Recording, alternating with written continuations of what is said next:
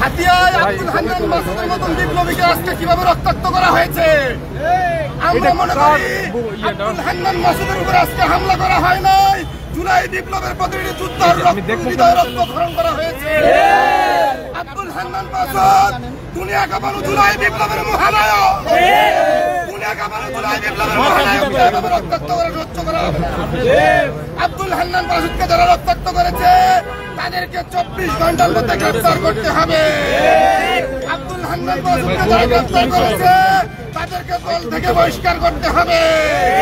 আব্দুল হান্নান মাসুদকে যারা রক্তাক্ত করেছে তাদেরকে অবিলম্বে গ্রেফতার করে শাস্তি নিশ্চিত করতে হবে।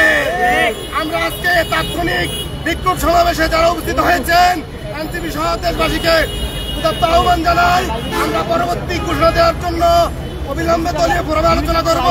সে পর্যন্ত আপনারা শান্ত থাকুন, আপনাদের জায়গা থেকে বিক্ষোভ সমাবেশ করুন। আব্দুল হান্নান মাসুদের উপরে হামলা, জুলাই বিপ্লবের উপর হামলা, পরবর্তী ঘোষণা আসছে আমাদের আহ্বায়ক সদস্য সচিব অবিলম্বে আব্দুল হান্নান মাসুদের উপরে হামলার প্রতিবাদে খুবই দলীয় কর্মসূচি ঘোষণা করবে। সেই পর্যন্ত সবাইকে শান্ত থাকার জন্য আহ্বান জানিয়ে আজকের এই বক্তব্য সমাবেশ এখানে সমাপ্ত করলাম। আল্লাহ হাফেজ। এনসিপি জিন্দাবাদ, বাংলাদেশ জিন্দাবাদ। ধন্যবাদ।